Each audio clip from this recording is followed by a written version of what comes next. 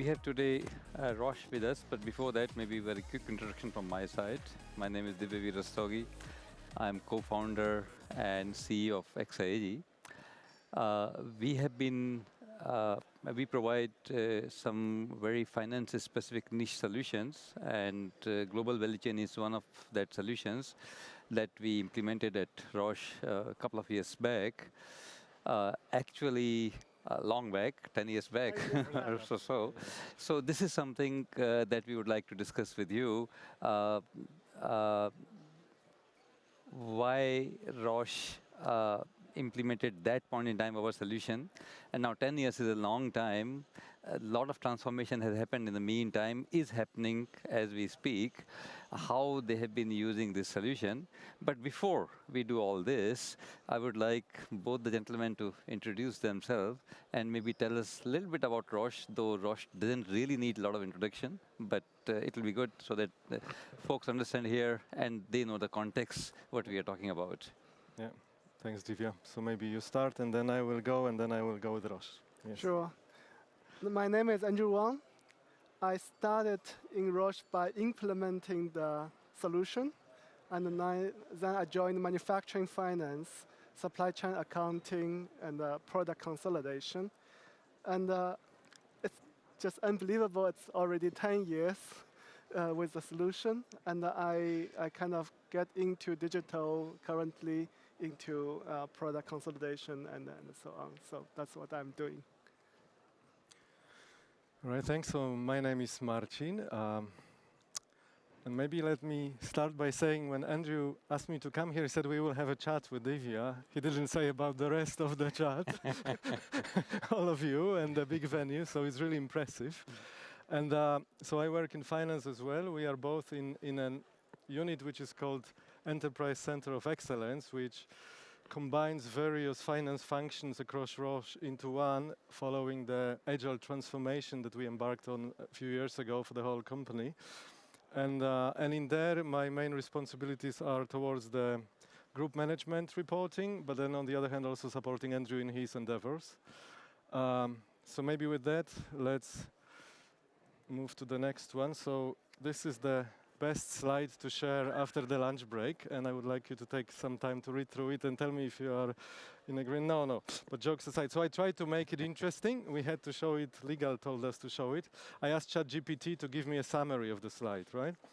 Humorous summary. The first one I had to discard. I said less humorous. And so this is what I got. We're gathering IT and finance experts to brainstorm innovation in group consolidation, but we'll stick to the script and keep antitrust laws happy. Remember, chatting about prices, clients, confidential strategies, or future plans is strictly off the menu, much like spoilers at the movie premiere. This is verbatim from ChatGPT. So I think there is some future there. Huh? So moving on, what is Roche all about? So we are a big pharma company with 125 years history behind us.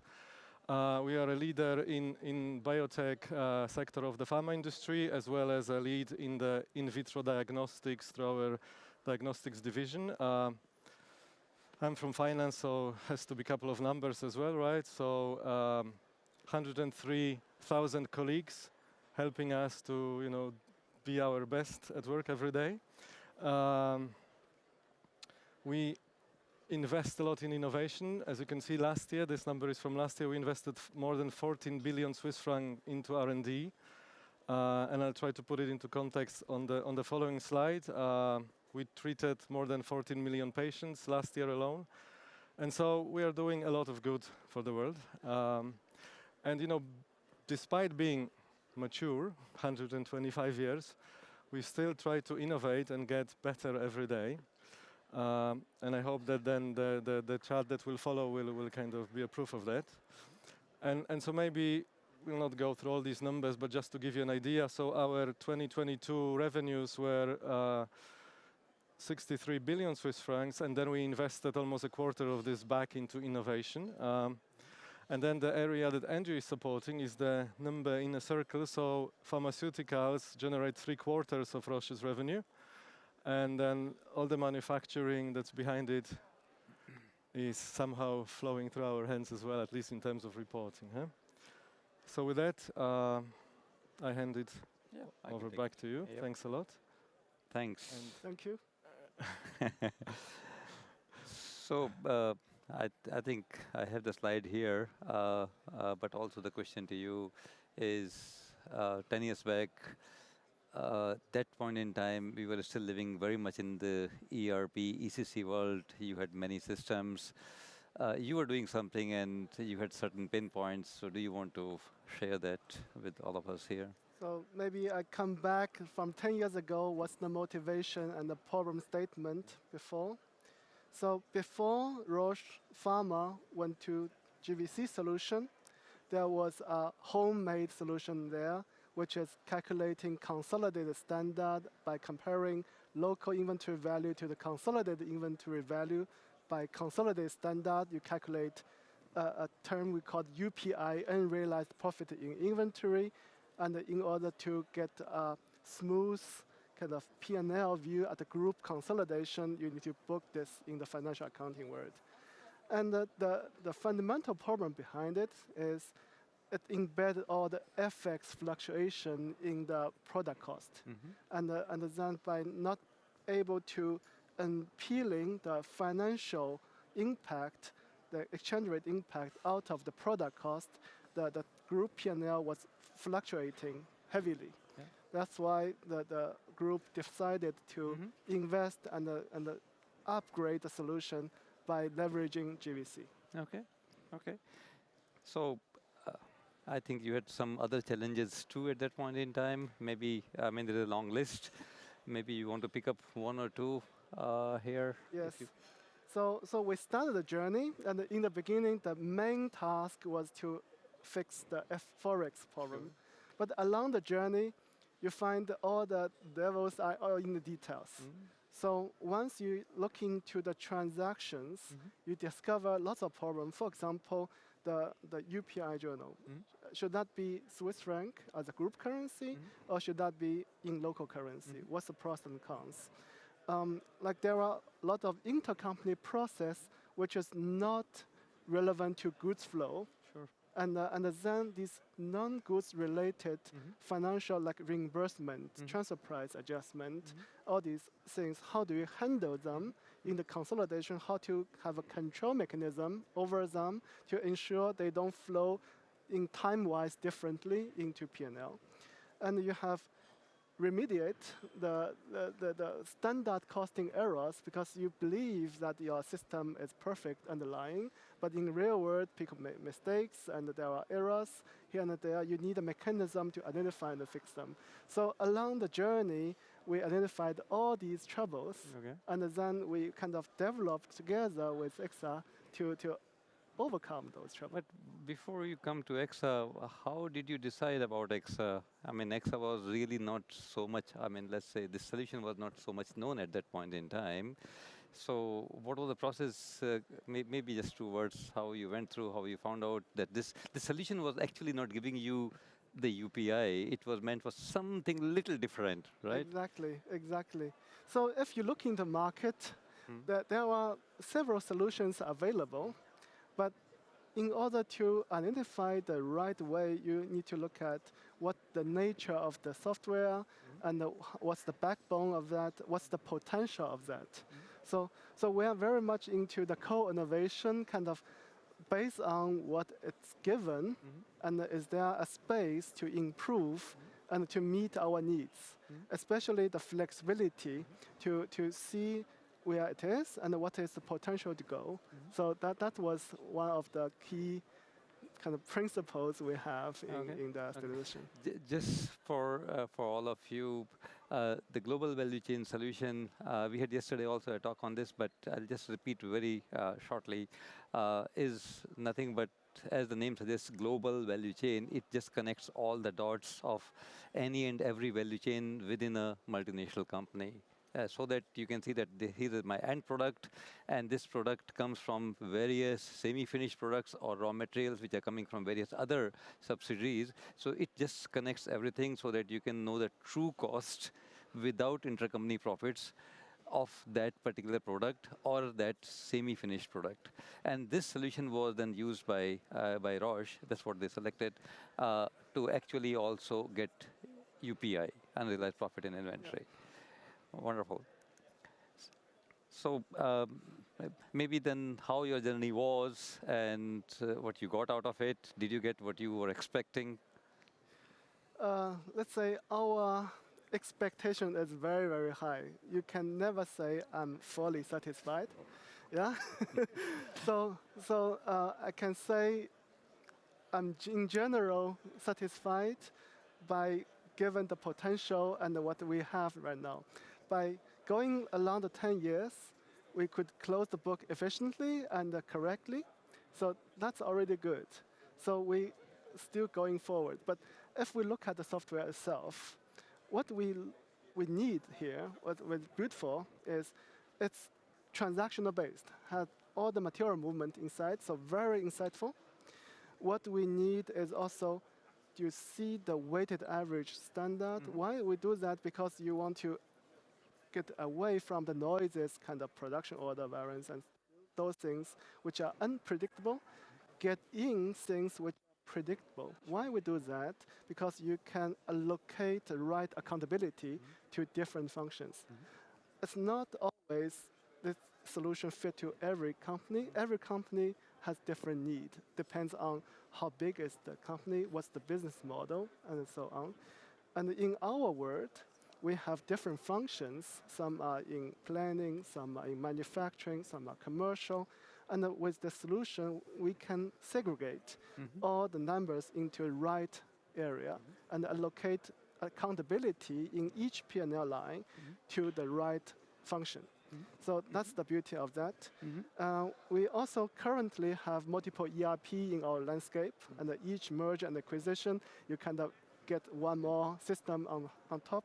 So it's able to get all the companies landed at different ERP system consolidated together.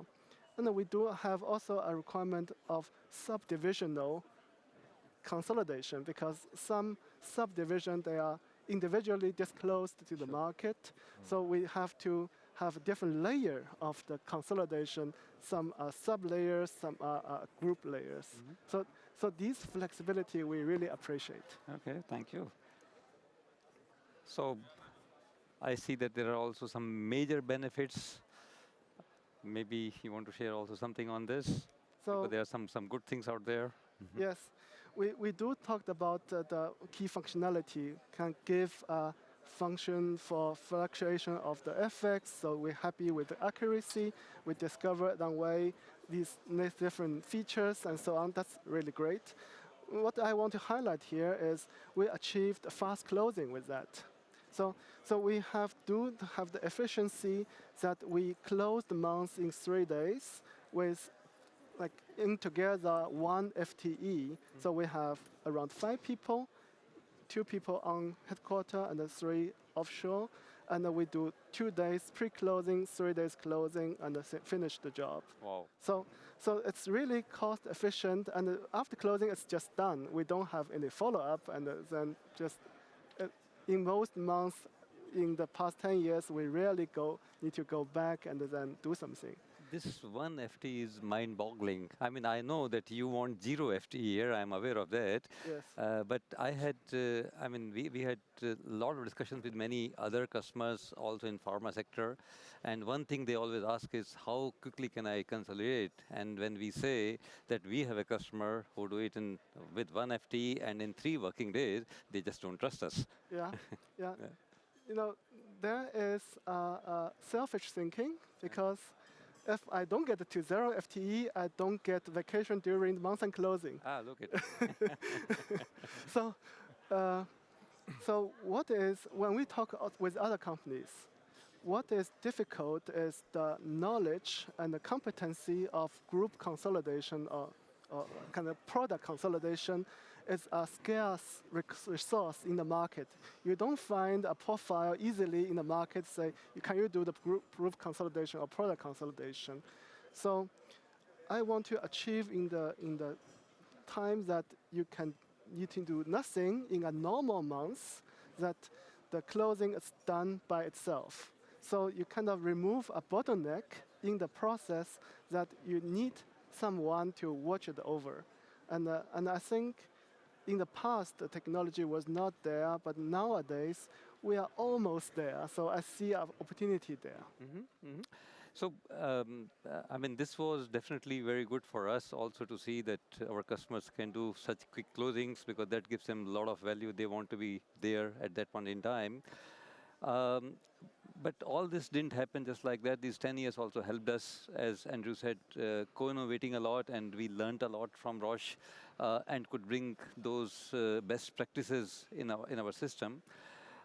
And we are continuing co-innovation with you, and I think you have. This is where, since I know the slide, he's talking about hands-off, which means he really wants to go from 1 FTE to 0 FTE. What do you really want to say? You really mean by this? So if you look at the closing process, product consolidation is not inventing any number.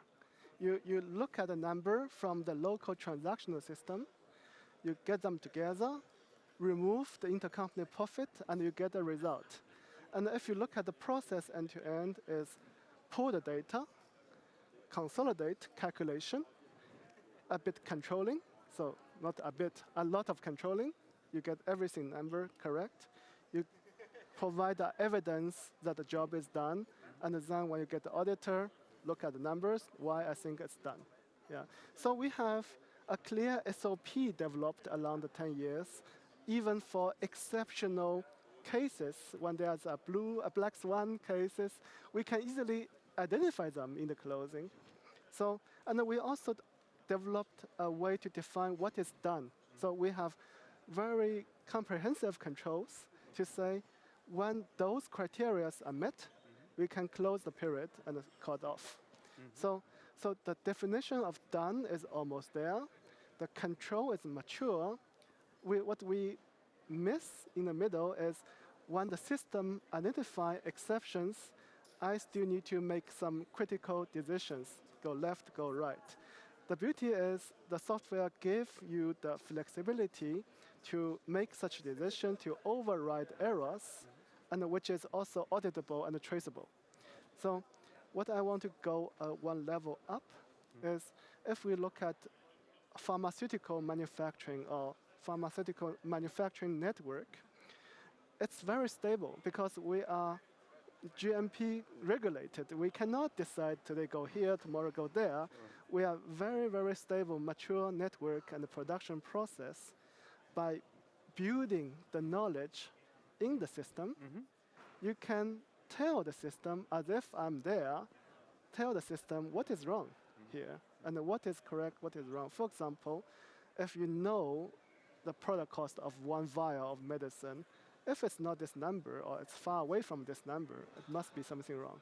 So there are many ways to leverage knowledge in the historical data and outside the system, kind of business document, knowledge from people to kind of help the system to do the consolidation properly. So I do see that technology is there. The integration and the connection is a little bit missing at the moment. So by connecting the dots together, we will be there. Yeah, sure, of course. So we are on the journey of this co-innovation with Roche, where we are very, very thankful to them. And as a matter of fact, I think you have one example also where we are already working on and want to bring more and more intelligence into it. Yeah. So this example, if you want to maybe explain a little bit. Yeah. So what we are working on is a co-innovation for inventory allowance, but the target is way beyond the inventory allowance. So I stopped thinking consolidation as a financial process. I do see it rather as a business tool. So finance should be creating a platform for business to operate. And then this platform generate insight back to business. What is the best way to operate, where to improve? And so if we look at the inventory allowance, there are two elements. One, allowance indicates it's a prediction of write-off. So it's a prediction of waste. And the prediction kind of need to base on insights. On the other side, this is the business perspective. Finance perspective is when you produce the consolidation journal, you need gross inventory where we calculate UPI, unrealized profit in inventory, but you need to remove the allowance. So the UPI embedded in the allowance out, then you get the UPI on the net inventory. So on business side, we are looking for insights. From finance side, we are looking for a fully automated consolidation journal, which is going back to the handoff consolidation. So you kind of shoot two birds with one stone. Maybe we should not shoot birds, shoot two bottles with one stone. Then we really want to get things integrated. So if you look at our journey, we have co-innovated the extraction data, look at data structure, how to get the information together. Because when we calculate UPI, our requirement is only on the material level, because that's the valuation of the material. But when you look at business insights, it's not only material, it's on the batch level, batch and the location. So now we get into these insights. But then this get into further question, kind of judgmentals. How do you say, how do you predict, how do you integrate users into this? So now, for me, the inventory allowance is a pilot program for collaborating business together into one platform. And once this platform is mature, we will have another platform to give analytics, to give insights. For example, inventory optimization, which we put here. For example, margin analysis. And we also want to provide business feedback, say these are the wastes we have because we have to write off because of quality, because of demand, so planning issues and so on. And how do you improve if I give you the insights? So that put finance is in the role to supporting business, challenging business to improve them. And our goal is to serve the patients. The more we save, the better we plan, the more patients will be benefited from that. So, Great, wonderful. Thank you so much, Andrew. We continue to do this co-innovation journey with them. We are already in the process of migrating to S4HANA. We hope to work like this and maybe meet again 10 years down the line here and then see where we stand, right? I know you have a lot of ideas how to bring more intelligence, more artificial intelligence into the system, but that's what we are working on. yes. Right? Thank you. Thank you so much. Thank you. Thanks, Martin.